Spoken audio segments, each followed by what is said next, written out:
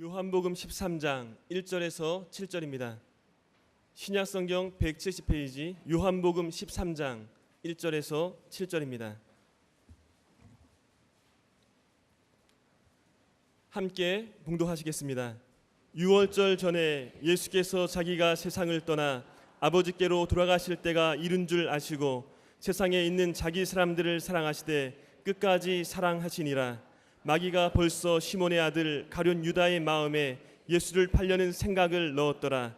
저녁 먹는 중 예수는 아버지께서 모든 것을 자기 손에 맡기신 것과 또 자기가 하나님께로부터 오셨다가 하나님께로 돌아가실 것을 아시고 저녁 잡수시던 자리에서 일어나 겉옷을 벗고 수건을 가져다가 허리에 두르시고 이에 대야에 물을 떠서 제자들의 발을 씻기시고 그 두르신 수건으로 닦기를 시작하여 시몬 베드로에게 이르시니 베드로가 이르되 주여 주께서 내 발을 씻으시나이까.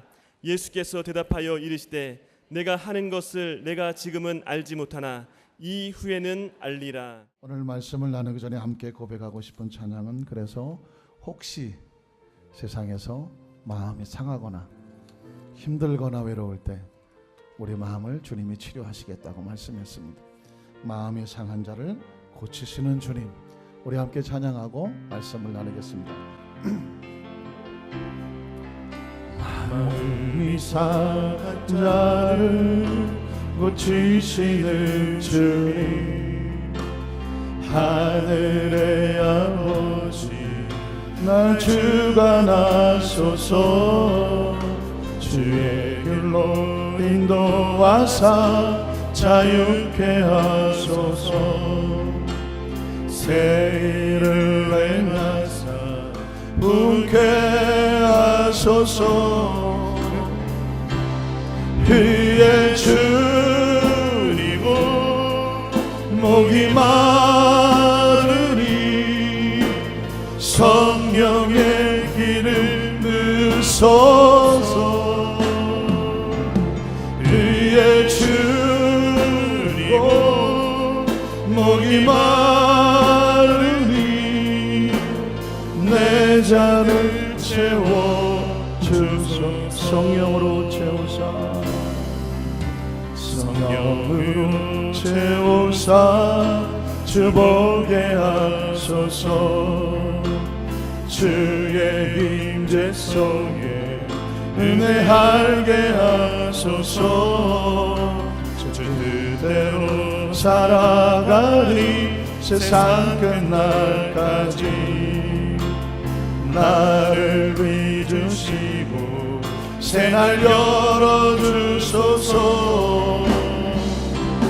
그의 주님은 목이 마르니 성령의 길을 넣으소서. 그의 주님은 목이 마르니 내 잔을 채워 성령으로 채우사. 성령으로 채우사 주 보게 하소서. 주의 임재 속에 주의 임재 속에 은혜 알게 하소서. 주대로 살아가리 세상 끝날까지. 나를 믿으시고 새날 열어. 우리 한번 두 손 들고 찬양합니다. 의의 주님 목이 마르니 성령의 길을 넣으소서. 의의 주님 목이 마르니 내 잔을 채워. 의의 주리고 목이 마르니 의의 주리고 목이 마르니 성령의 길을 넣으소서. 의의 주리고 목이 목이 마르니 내 잔을 채워 주소서. 할렐루야. 오늘 저와 여러분의 평생이 아름다운 신앙 고백이 되기를 주님의 이름으로 축복합니다. 우리 입술의 고백은 다른 사람에게 말하기도 하지만 그 고백은 내가 제일 먼저 듣고 또 하나님이 들으시기 때문에 우리의 고백을 하나님께서 귀담아 들으시는 줄로 믿습니다. 늘 똑같이 하는 것 같지만 마음을 담아서 우리 옆에 분 한번 축복하실까요? 예수님 안에서 당신에게 좋은 일이 일어납니다. 당신은 잘 될 수밖에 없습니다. 예수님의 이름으로 잘 될지어다. 나도 잘 되고 있습니다. 나는 잘 될 수밖에 없습니다. 예수님의 이름으로 잘 될지어다. 우리 교회도 잘 되고 있습니다. 잘 될 수밖에 없습니다. 예수님의 이름으로 잘 될지어다. 우리나라도 잘 돼야 됩니다. 예수님의 이름으로 잘 될지어다. 할렐루야. 한번 따라 하실까요? 세족식을 준비하시는 예수님. 무엇을 준비하시는? 세족식을 준비하시는 예수님. 이런 제목으로 말씀의 은혜를 나누기 원합니다. 세족식이 뭘까요? 발을 씻겨주는 거냐. 새 닦는다. 워싱 닦는다. 족이 뭘까요? 족. 혹시 무슨 족발이나 뭐 이런 거 갑자기. 발을 씻는 특별한 예식인데 이 세족식이 어디서 왔냐면 요한복음 13장 오늘 예수님께서 당신의 제자들의 친히 발을 씻겨주시는 이 예식을 통해서 세족식이라는 것을 특별한 경우에 교회 또는 수련회에서 하게 되는 것을 보게 됩니다. 여러분, 이 세족식에 대한 것을 준비하면서 한 가지 이런 질문을 했습니다. 예수님께서는 예수님의 제자들의 발을 씻겨주셨는데 그 가운데 가룟 유다도 포함이 됐을까요? 안 됐을까요? 포함됐다. 포함 안 됐다. 내가 그 자리에 없었으니까 모르겠다 그런 표정인데 저는요 예수님이 세족식을 하셨을 때는 가룟 유다가 그 자리에 없었거나 아니면 없을 때 하지 않았을까. 그런데 내용을 성경을 읽다가 보니까 예수님은 세족식 때에 12명의 제자를 다 발을 씻기셨더라고요. 그리고 그 다음 장면에 가면 그 다 모인 곳에서 너희 중에 하나가 나를 팔리라 라고 비로소 세족식을 다 마친 다음에 하시는 것을 보게 됩니다. 굉장히 눈물 나는 장면이에요. 차라리 성만찬을 하고 너희 중에 하나가 나를 팔리라. 제가 팝니까? 뻔뻔스럽게 예수님 앞에 납니까? 라고 말했던 가룟 유다가 나와 함께 이 바구니에 손을 집어서 빵을 집는 자가 나를 팔 것이다. 가룟 유다가 뜨끔하여 나가고 난 다음에 세족식을 했다면 예수님께서는 가룟 유다를 배제하셨다 할 수 있는데 이게 어떻게 된 사실인지 이미 그가 자기를 팔 것을 아셨음에도 불구하고 그들 12명을 다 세족식을 하시는 예수님의 모습을 성경 속에서 발견합니다. 제자들의 발을 씻기시는 예수님의 마음도 감동스럽지만 얼마 안 있어 자기를 팔고 십자가에 못 박게 하려는 그 배신자 가룟 유다의 발을 씻기시는 예수님의 심정을 헤아릴 수 있으시겠습니까? 표정이 조금 어떻게 헤아리실 수 있으십니까? 예수님이 얼마나 나중에 이것은 너에게 보여주는 샘플이요 모델이다 라고 다음 시간에 말씀을 나누게 되겠는데 여러분 그런 예수님의 마음을 느껴낼 수 있는 공감할 수 있는 동감할 수 있는 어렵고 힘들지만 그 마음을 품을 수 있는 저와 여러분이 되시기를 주님의 이름으로 축원합니다. 예수님이 이것도 제가 나중에 설교를 아마 하게 될 것 같은데요.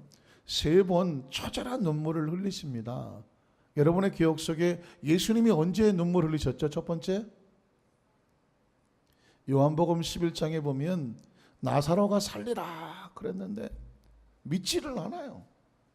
그래서 예수님께서 아무리 말해도 마르다나 마리아가 믿지를 않아요. 예수님께서 거기서 눈물을 흘렸다고 말합니다. 사람들은 말하기를 나사로를 얼마나 사랑했기에 나사로가 죽었기 때문에 눈물 흘린 줄 알았어요. 장례식 가서 흘리는 눈물로 알았습니다. 그러나 예수님께서는 그들이 믿지 않음으로 인하여 눈물을 흘렸어요. 예수님을 믿지 못하니까 두렵고 절망하고 좌절할 수밖에 없잖아요. 그런 안타까운 심령 때문에 예수님은 눈물을 흘렸어요. 또 하나는 겟세마네 동산 마태복음 26장에서 예수님께서 그 사명을 지고 기도하실 때 그 흐르는 땀방울과 눈물방울이 뭐가 되더라? 핏방울처럼 됐다고 말했습니다. 그 사명을 지고 몸부림치는 눈물이 있었는데 또 한 가지 눈물이 어디 있었는지 아십니까? 너희 중에 하나가 나를 할 거다.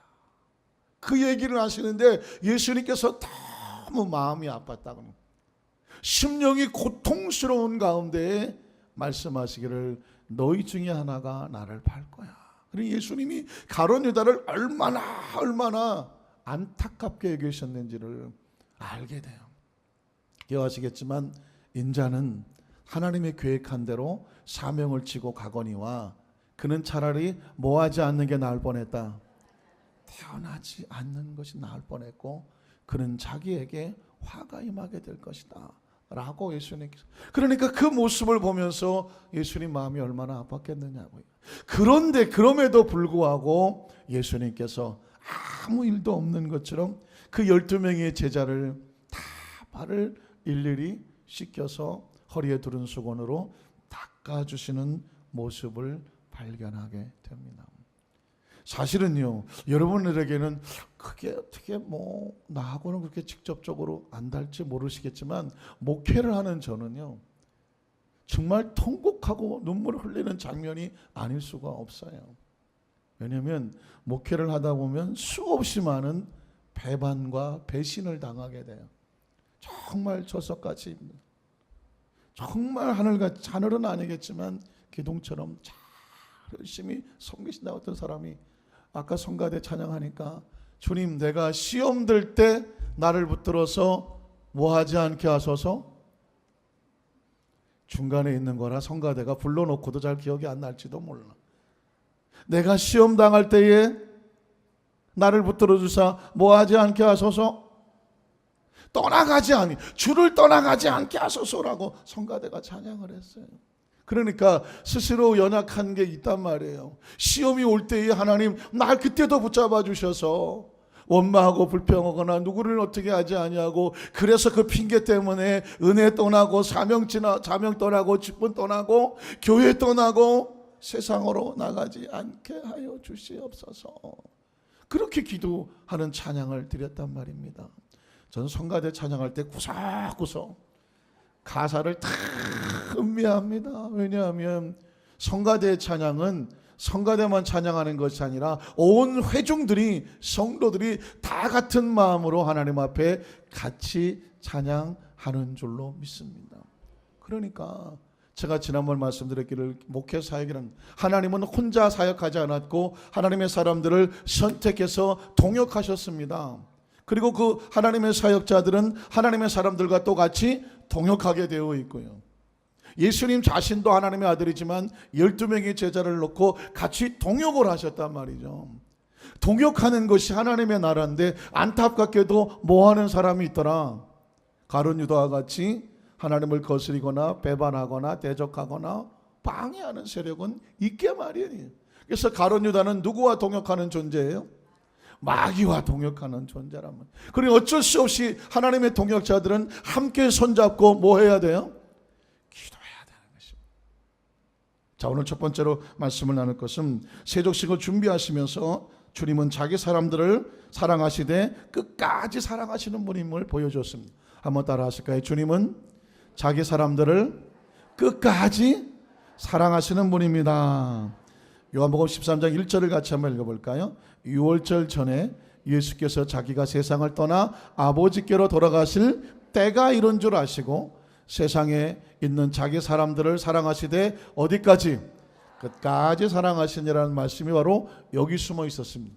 자, 요한복음 13장 1절에서 세 가지를 깨닫게 하나는 뭐냐면, 예수님의 사역에도 때가 있구나, 때와 기한이 있었구나. 한번 따라하실까요? 모든 사명과 직분에는 때와 기한이 있습니다. 예수님이 이 땅에 오셨죠. 성육신하셨죠. 그리고 성장하시고 공생의 사역을 하시면서 고난당하고 죽으시고 그리고 부활하시고 승천하시고, 그러니까 예수님은 하나님의 사역의 때에 의해서 정확하게 움직이시고 행하신 것을 볼 수가 있습니다. 저와 여러분도 마찬가지입니다. 저와 여러분에게도 때와 기한이 정해져 있어요. 성장해서 각자 맡은 바 직분을 맡을 때가 있고 열심히 충성할 때가 있고, 또 때가 되면 내려놓고 이 세상이 아닌 또 다른 하나님의 세상 속으로 우리가 옮겨갈 때가 있는 줄로 믿습니다. 그래서 우리는 어떻게 해야 되냐면 지금이 우리에게 최선의 시간인 것을 알고 가장 착하고 충성되게 헌신해야 됩니다. 그런 노래 아십니까? 있을 때 잘하시네. 나중에 뭐 하지 말고 후회하지 말고 있을 때 잘해요. 보통은 이제 내무부 장관 되시는 부인들이 남편에게 있을 때 잘해, 나중에 후회하지 말고. 하기야 남자들은 점점 나이를 먹을수록 부인이 없으면 꼼짝을 못하는 존재로 바뀌십니다. 예전에는 큰소리 빵빵 치다가도 한 60, 70 넘어가기 시작하면은 부인이 없으면 세상이 무서워. 부인이 옆에 있어야 돼. 그래서요, 어떤 분은요, 젊었을 때는 뭐 전화 통화나 주는데 한 연세가 찍고 나서부터는 매일 전화한대. 어딨어? 언제 와? 아이, 그만 밥 좀 차려 먹어요. 아이, 알았어, 그냥. 나는 친구라고 놀고 늦게 들어갈 테니까. 안 돼, 빨리 와, 무서워. 아이고, 어떡해. 그래서 그때 나오는 노래가 뭐예요? 있을 때 젊어서 자라야지. 여러분, 중요한 단어입니다. 예수님도 사역이 하실 때가 있었고요. 아무리 예수님이 같이 있었지만 예수님이 떠나실 때가 있었어요. 오늘 저와 여러분이 마냥 젊은 것만도 아니고 마냥 일할 수 있는 만도 아니에요. 할 수 있을 때 최선을 다해야 돼요. 왜냐하면 주인이 와서 결산할 때가 있습니다.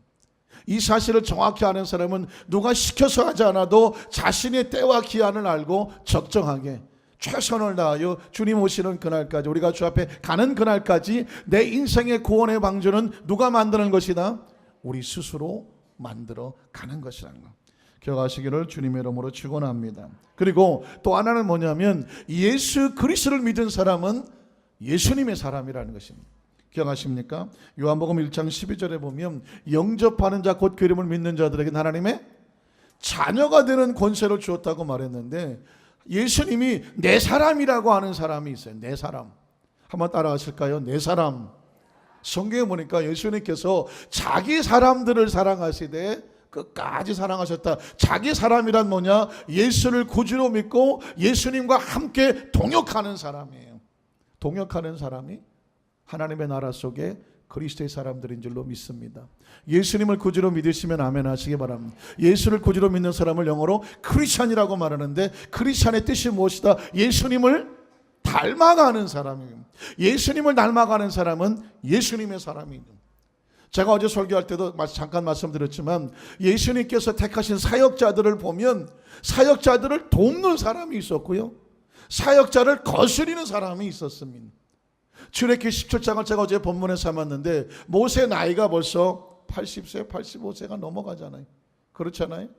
그래서 그 언덕에 올라가서 손을 들고 기도하려고 할 때에 그 노고를 이끌고 모세가 기도할 때에 그 모세의 사역을 같이 도와서 손을 들어주는 동역자가 있었어요. 누구예요? 아론과 우리.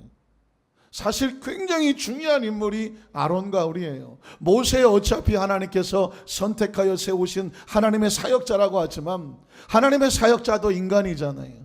지치잖아요. 힘들잖아요. 때로는 어찌할 바 모르는 고통과 아픔이 있잖아요. 모세가 아무리 인간이라고 해도 기도하는 삶에도 이 손이 내려오잖아요. 그때 옆에 누가 있었더라? 아론과 훌이 있었습니다. 이 사람은 모세의 동역자지만 누구와 동역하는 사람입니까? 하나님과 동역하는 사람이에요. 저는 할 수만 있으면 우리 강독회 모든 성도님들이 여러분이 그런 그리스도 안에 그리스도의 사람이고 하나님의 동역자가 되시기를 주님의 이름으로 축원합니다. 어느 가정에 아이들이 교회를 떠나서요, 청년 아이들이 상담을 해보니까 청년 사역가가 상담을 해봤더니 그 아이들이 교회를 떠나고 신앙을 떠나고 세상에 나가게 되는 원인이 뭔가 그랬더니 엄마 아빠가 교회 직분자들인데 주일날 예배 드리고 와서 보면 일주일 내내 애들이 있건 없든 간에 강 교회에 대해서 원망불평하고 목사님이 흉보고 뭐 전사님이 흉보고 교회에 대해서는 늘 부정적인 얘기만 엄마 아빠가 하는 거를 누가 듣고 자랐을까요? 아이들이 듣고 자랐어. 어렸을 때는 그게 무슨 말인지를 몰랐어. 이제 머리가 커서 성인이 되고 보니까 머릿속에 온통 교회에 대한 여러 가지 모든 신앙생활에 대해서 엄마 아빠가 가르쳐 준 것은 부정적인 영향이었어요. 야, 이런 신앙생활을 내가 왜 해야 되느냐?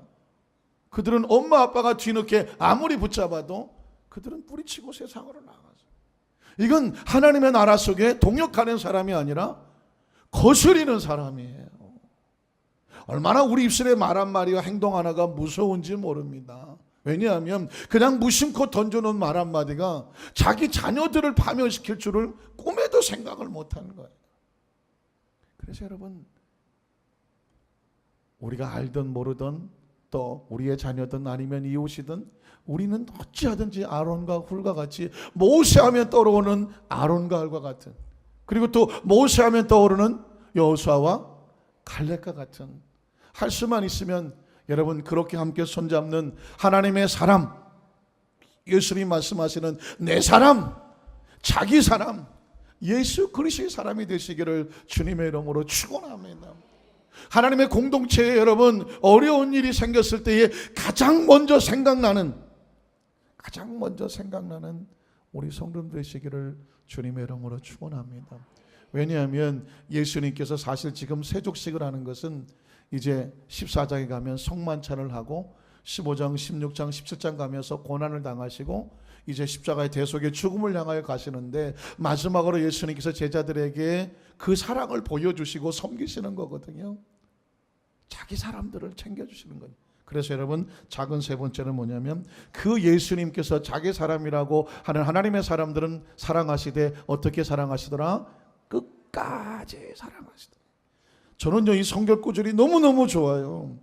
세상에 있는 자기 사람들을 사랑하시되 어떻게? 끝까지 사랑하신다는 얘기는 뒤집어 말하면 버리지 아니하고 떠나지 아니한다는 것입니다. 여러분 신앙생활에서 가장 가슴 아픈 모습이 뭔지 아십니까? 버려지는 거예요. 잊혀지는 거예요. 그전에 제가 그런 말 했죠.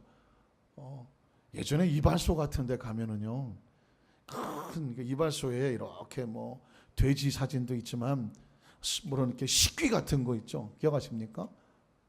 삶이 그대를 노하게 힘들게 해도 잘 안 들려요. 슬퍼하거나 놀라지 말라 뭐 하면서 얼핏 생각하면 바이런의 시 같아요. 바이런의 시가 있는 걸 생각하는데 그렇죠?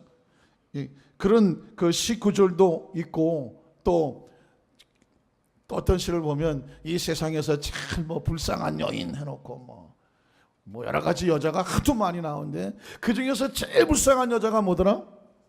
잊혀진 여인이라는 거예요. 야, 그렇구나. 잊혀진다는 것은 누군가의 기억 속에서 잊혀진다고 한다는 것은 얼마나 가슴 아파요. 여러분 예수님의 리더십 가운데 보면은요 어떤 사람은 찾아가요. 베드로는 예수님의 사람이었어요.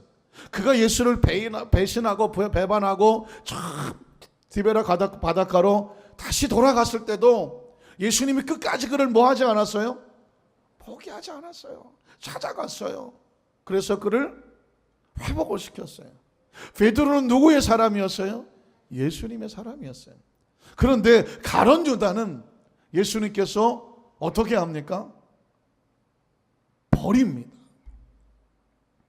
이 세족식 다음에 다음 장면에 나오겠지만 네가 하고 싶은 일을 속히 해라 하고 던져놓은 다음에 그 이후에 예수님은 가룟 유다를 한 번도 만나지 않습니다. 만난다고 해봤자 가룟 유다가 예수를 찾아와서 라삐오 평안하십니까? 라고 예수님의 뺨에 뭘 해요? 키스를 하죠. 그래서 그것이 유명한 유다의 키스라는 것입니다. 유다의 키스는 무엇과 같더라? 악어의 눈물과 같은 것입니다. 악어가 어떤 것을 잡아먹을 때 뭘 흘리더라? 눈물을 흘려. 물론 그 상황 속에서 생리적으로 맛있어서 우리는 침을 흘리지만 악어는 눈물을 흘리는지, 그래서 오지만 남들이 볼 때는 불쌍해서 흘리는 것처럼 느끼잖아요. 그래서 겉으로는, 속으로는 아주 이런 생각을 가지고 있으면서 겉으로는 어떻게라고 하는 것을 갖다가 그때 그 표정을 뭐라고 말하냐면 악어의 눈물이요 배신의 키스인 유다의 키스라고 말하는 것이 그때 예수님의 키스. 그러니까 예수님은 유다로 인하여 늘 마음고생만 했을 뿐만 아니라 그 마지막에 유다가 와서 예수님의 뺨에다가 키스를 할 때 예수님의 마음은 어떻겠어요? 그러나 내버려 두시더라고요. 내버려 두더라고요. 그래서 그걸 뭐라고 말하냐면 방임이라고 말해요. 여러분이 혹시라도 누군가 뭔가 잘못했거나 잘못 가고 있을 때 야단쳐주고 그러면 안 된다고 얘기해주고 강제로 끌고 오고 몽둥이라도 쳐주면 그게 뭐예요? 사랑이에요. 그건 축복입니다. 아직까지 그 사람에 대해서 뭐가 있다는 거예요? 기대가 있다는 거예요. 희망이 있다는 거예요. 포기하지 않는다는 거예요. 그래서 크리스천들에게는요 연단이 축복인 거예요. 시련도 축복인 거예요. 때로 내 삶 가운데 깨우쳐주는 찌르는 가시가 축복인 거예요. 왜? 다시 희망이 있기 때문이에요. 그러나 아무리 내가 무슨 잘못을 해도 아무런 일도 안 일어나. 할렐루야. 거기다 아멘을 하면 어떡해? 그건 축복도 아니야. 하나님의 기억 속에 뭐 한 거예요? 그냥 뭐 하고 싶은 거예요. 팔려면 팔고 하고 싶은 대로 해요. 제일 무서운 건요 버려지는 겁니다. 그러나 예수님은 자기 사람을 사랑하시되 끝까지. 오늘 저와 여러분 하나님께서 끝까지, 혹시 내가 나약해서 배신하고 배반해서, 기억하세요, 가룟 유다는 예수를 죽이려 했던 사람이고 베드로는 자기가 육신이 안약해서 도망쳤던 사람이에요. 똑같이 배신했지만 베드로는 도망을 쳤을 뿐이고 가룟 유다는 예수의 등에 칼을 꽂았던 사람이에요. 그러나 예수님은 연약했던 베드로는 찾아가서 회복을 시켜주셔서 순교자를 만들었지만 가룟 유다는 너 하는 일을 그냥 해 라고. 때로 여러분 그렇게 잊어버려야 되고 잊혀져야 되는 존재가 된다면 신앙생활 속에서 가장 불쌍한 사람이 될 수밖에 없기 때문에 하나님 나를 기억해 주십시오. 이것이 최고의 축복이라는 사실을 기억하시기를 주님의 이름으로 축원합니다.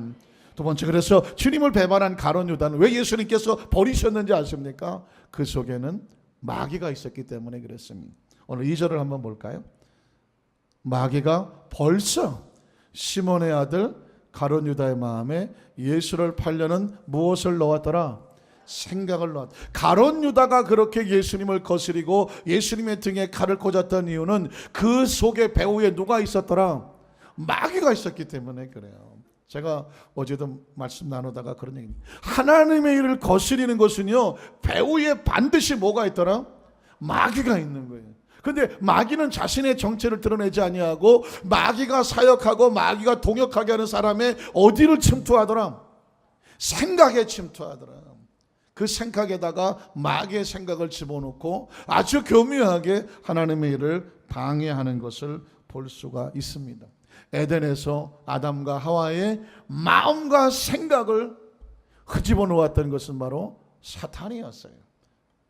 요셉의 12 아들 가운데 형 10명이 요셉이 꿈을 꿨다는 얘기를 듣고 마음이 격동하고 시기 질투해서 그놈의 꿈이 어떻게 되는가 보자 그랬다고 그랬잖아요. 전 요셉의 형들이 요셉을 미워한 줄 알았어요. 그러나 인간 정기를 미워했다고 하면 형제들의 다툼이 될지 모르지만 하나님의 꿈을 미워했다면 그건 사람의 사건이 아니에요. 요셉의 형들의 마음속에 뭐가 들어가야? 마귀가 들어가야 하나님의 꿈을. 여러분 보십시오. 왠지 어떤 사람은요, 그냥 교회라고 하면 다 싫어해요. 기도한다고 하면 다 싫어해요. 하나님 말씀이라고 하면 다 싫어해요. 크리스찬이라고 하면 그냥 다 싫다고 그래요. 이유가 뭘까요? 그 배후에는 악한 영들이 있기 때문에 영적으로 부딪혀서 함께 하지를 못하는 것을 볼 수가 있습니다. 그래서 여러분, 우리 크리스찬들에게는요, 중보기도가 필요해요. 전 미국에서 그 베데스다 교회 있을 때 참 희한한 일을 하나 있었는데, 아주 멀쩡하게 생긴 어떤 여자 성도 하나가 아이 둘을 데리고 미국에 와서 베데스다 학교도 입학을 하고, 그리고 교회를 나오기 시작했어요. 아주 멀쩡해요. 겉으로 볼 때 얼마나 뭐 신앙생활 잘하는 건지 뭐인지 몰라요. 그 유학생들 대접도 잘하고, 야, 이 사람은 잘 신앙생활 키우면 나중에 구역장 지역감도 되겠다라고 했는데, 제가 상담하다가 깜짝 놀랐어요. 왜 깜짝 놀랐어요? 나중에 실체를 알게 보니까 이 사람이 절친한 친구가 한국의 아주 유명한 무당이에요. 유명한 무당인데, 이 무당이 이 사람을 조절해. 야, 너는 저 미국에 가라. 베데스다라는 데를 가라. 그리고 그 교회에 가서 열심히 있는 성도인 척 해라. 그리고 그 교회를 파괴시켜라. 나는 아니 베데스다 교회가 얼마나 대단한 교회길래 한국에서 파송된 교회를 파괴로 온 사람이 있었죠. 아니나 다를까, 나중에 알게 보니까 분명히 여자 혼자 와서 아이 둘을 데리고 왔는데, 보니까 이 남자 저 남자에게 다 조건을 하고 교회를 막 흐트러놓은 그 정체를 발견했어요. 그래서 1시간 2시간 앉혀놓고 쫓아내고 상담하고 기도하고 하다가 그 실체를 다 끄집어서 제가 녹음기에다 녹음을 했어요. 어떻게 해서 미국에 오게 됐고, 누구누구의 사주를 받게 됐고, 그동안에서 누구누구를 접촉했고, 사실은 자기는 크리스찬이 아니고.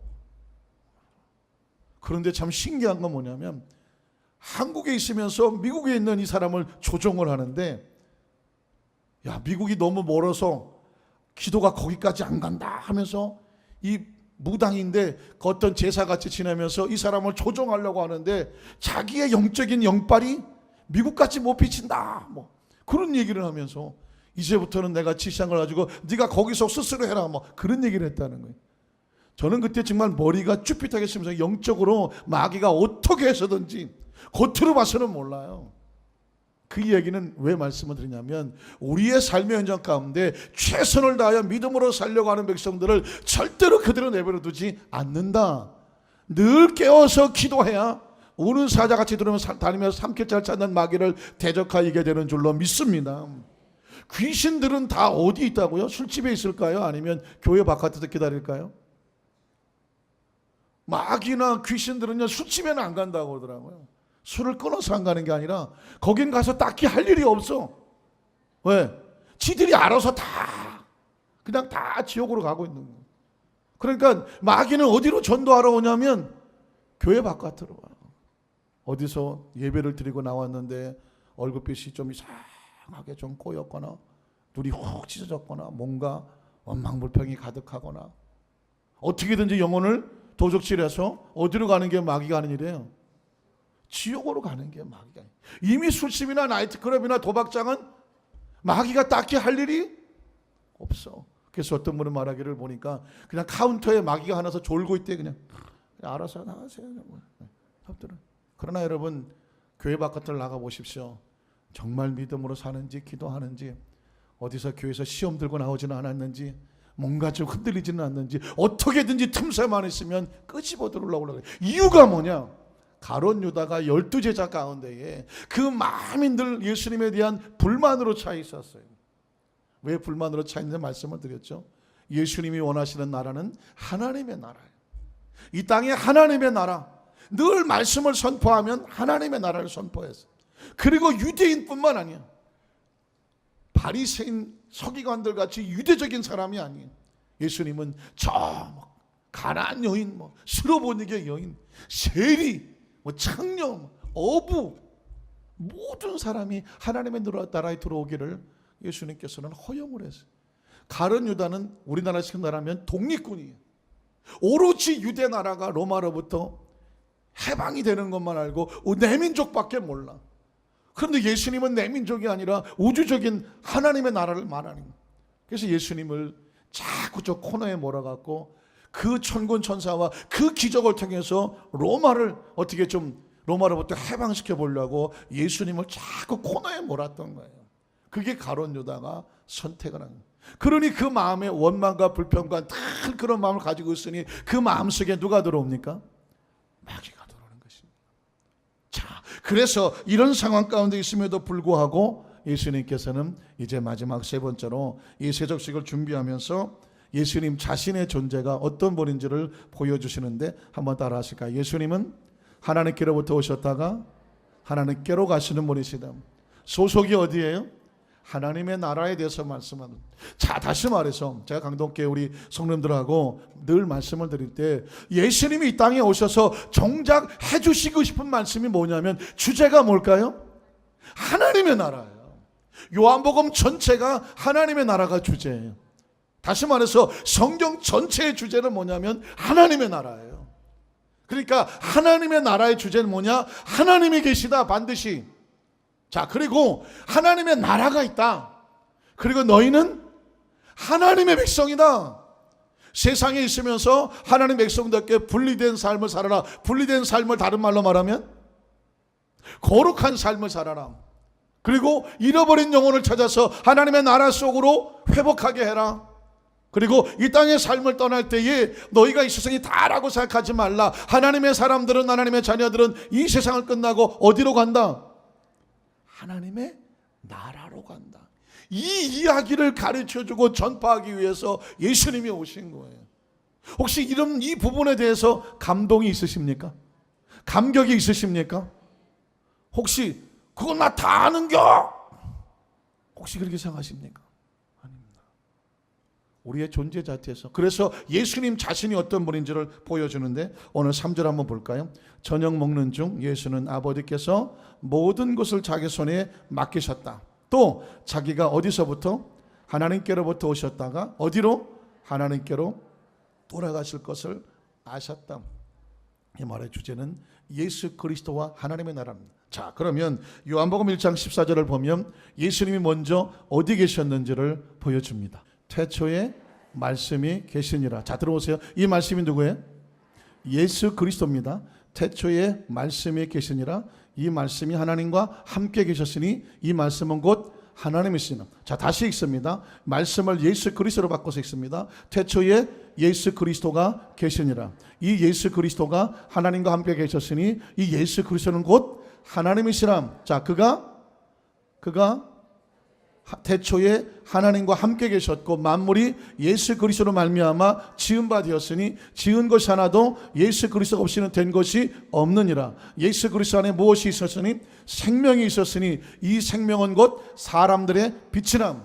자, 예수님의 존재가 어디 있었느냐? 하나님의 나라에 있었다는 것입니다. 자, 근데 하나님의 나라에 있던 예수 그리스도가 어떻게 하셨느냐? 이 땅에 오셨다. 그래서 요한복음 1장 9절로 11절입니다. 9절로 11절 같이 볼까요? 참빛, 아까 누구였었죠? 예수 그리스도. 곧 어디에 와요? 세상에 왔어요. 잘 들어보세요. 이게 그냥 한 구절에 나오니까 그렇지만 하나님의 나라와 세상의 나라가 두 개가 있는데 다시 말해 4차원의 나라와 3차원의 나라가 있는데 예수 그리스도가 아까 어디 있었죠? 하나님의 나라 속에 있었는데 세상에 들어왔다는 이 두 가지에 같이 연결되는 게 그 한 구절에 있잖아요. 참빛 곧 세상에 와서 각 사람에게 비치는 빛이 있었나니 그가 누구예요? 예수 그리스도. 아까는 어디 있었어요? 하나님의 나라에 있었는데 지금은 어디 있었어요? 세상에 계셨으며 세상은 그로 말미암아 지은 바 되었으나 세상이 누구를? 예수 그리스도를 알지 못하였고 예수 그리스도가 창조주니까 자기 땅에 왔는데 그 자기 백성이 예수 그리스도를 뭐하지 않아요? 영접하지 아니에요. 왜 영접하지 못했을까요? 믿음의 눈이 없기 때문이며 하나님이 허락하지 않았기 때문. 자, 그리고 그래서 14절을 보면 자, 그 예수 그리스도가 이 땅에 왔다는 것 같이 읽어볼까요? 말씀이 육신이 돼. 이게 어마어마한 말씀입니다. 뭐 신학적으로는 성육신이라는 말 들어보셨죠? 또 영어로 말하면 인카네이션이라고 말하는데 하나님이 육신 속에 들어왔다는 의미를 가진 거룩한 육신 가운데 입었다는 것입니다. 자, 그래서 말씀이 육신이 되어 우리 가운데 거하셨습니다. 이게 4차원의 신앙이 없으면 도무지 이해가 안 되는 거예요. 하늘에 있는 하나님이 육신을 입고 이 3차원의 피조물 세계에 같이 거하신다는 것이 이게 기독교의 신비요, 예수 그리스도의 신비요, 하나님의 신비요, 크리스천의 신비예요. 이것을 정확히 알게 되면 하늘나라와 이 땅의 나라가 정확하게 동시에 알게 되고, 우리도 하늘에서 와서 이 땅에 머물고 살다가 이 땅이 떠나면 어디로 간다? 하나님 나라 간다가 정확하게 우리가 정리가 되는데, 무엇에 따라서? 성경 구절에 따라서. 말씀이 육신이 되어 우리 가운데 거하심에 우리가 크리스천들이, 우리가 그의 영광을 보니 아버지, 하나님 아버지의 독생자의 영광이요 은혜와 진리가 충만하더라. 18절을 보면 또 정확합니다. 같이 읽어볼까요? 본래 하나님을 본 사람이 있어요, 없어요? 왜 없어요? 그가 창조주고 하늘에 계시고 영이니까 육신이 볼 수가 없어요. 그런데 그 하나님 아버지를 보게 돼요. 아버지 품속에 있는, 이게 뭐예요? 아버지와 동일하신 성자 하나님이, 그 성자 예수님이 품속에 있었는 독생하신 누가? 하나님 누구예요? 성자 하나님이죠. 성자 하나님이 나타나셨다. 보이지 않는 하나님이 보이는 하나님을 우리에게 오신 것을 뭐라고 말한다? 성육신이라고 말하는 것입니다. 그런데 그 성육하신 예수님이 우리와 어떤 관계가 있느냐? 그래서 나오는 것이 바로 요한복음 1장 12절 13절이에요. 영접하는 자 곧 그 이름을 믿는. 잘 들어서, 누구를 영접하죠? 보이지 않는 하나님이 보이는 하나님으로 우리 가운데 와 계신 예수 그리스도를 구주로 영접하는 자, 곧 그 이름을 믿는 자들에게는 무엇이 되어지는? 하나님의 자녀가 되는 무엇을 주셨으니? 권세를 주었으니. 자, 하나님 아버지가 이 땅에 오셨는데, 육신을 입고 오셨는데, 그것을 예수님을 영접하는 사람에게는, 우리가 이제 소속이 이 땅에 있었는데 하나님의 나라 속에 같이 들어가서 하나님의 자녀가 되어지는 무엇을 얻습니까? 권세와 특권을 얻게 돼서 이제 예수님으로 말미암아 하나님을 뭐라고 부를 수 있어요? 아버지! 이 세상에요, 누구나 날더러 아버지라고 부를 수가 없어요. 누구만 저를 아버지라고 부를까요? 내 새끼만 아버지라고 부르는 거죠.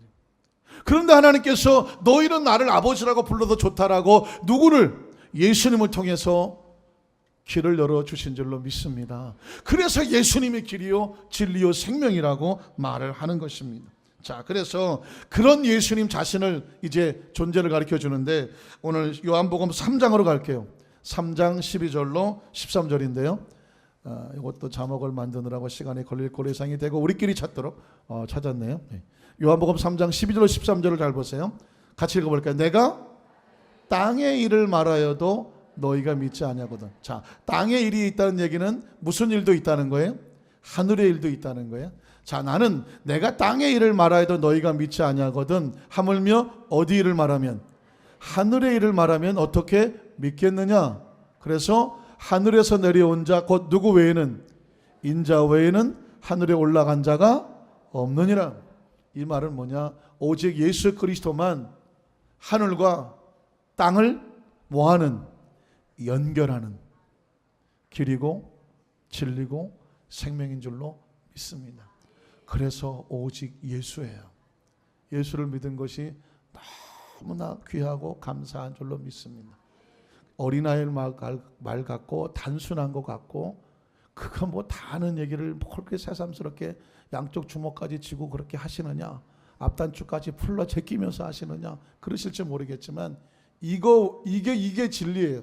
이게 하나가 우리의 운명과 팔자를 바꿀 것이고, 이 세상에서 모든 일을 다 하고 결국은 다 돌아가실 건데, 다 돌아가실 것인데, 그 돌아갈 수 있는 그 방향이 하늘이 되는 것은 이거 붙잡고 하늘과 땅을 붙잡고 계시는 예수 그리스도를 통해서만이 하나님의 나라 속에 하나님 아버지의 품속에 가는 하나님의 자녀가 되는 줄로 믿습니다. 말씀을 정리하죠. 뭐 그런 얘기 있죠. 나이가 많아지면 돈 있는 사람이나 돈 없는 사람이나 다 똑같아. 왜? 너무 나이가 많아지면 뭐 돈이 있어도 뭐 별로 나한테 소용이 안 돼. 나이가 많아지면 인물이 훤한 저나 여러분 같이 들어본 적이 없어서 어색하십니까? 그런 사람이나 뭐 상태가 조금 떨어진 사람이나 나이가 많이 먹으면 다 똑같아. 배운 사람이나 조금 덜 배운 사람이나 나이가 많아지면 다 똑같아. 딱히 쓸모가 없어. 나이가 많아지면 산 사람이나 죽은 사람이나 똑같아. 뭐 별 그냥 살아있는 거지 뭐 무덤에 있는 거나 뭐 지금 뭐 집에 누워있나 별 차이가 안 날 때가 와. 결국은 다 그냥 지나간 일장 춘몽이에요. 어제 하룻밤 꿈 같은 거야. 인생은 중요한 건 그 다음이 중요한 거예요. 그 다음은 그 다음 세계를 주려고 하나님이 오신 거고 육신을 입고 오신 것이고 그리고 가는 길을 가르쳐 준 것이라 예수 그를 통해서 하늘에 소속되고 하늘을 꿈꾸고 하늘을 믿고 하늘을 의지하다가 우리는 하늘에서 만나게 될 줄로 믿습니다. 그러나 우리가 사는 동안에 크리스찬 공동체는 어떻게 살아야 되느냐를 예수님께서 제자들의 발을 씻기시면서 우리에게 있는 날 동안 잠시 있는 동안에는 공동체는 이렇게 살아야 돼 라고 하는 말씀을 다음 주에 하게 될 텐데 다음 주에 설교 제목은요 세족식을 하면서 세 가지 질문이 나와요.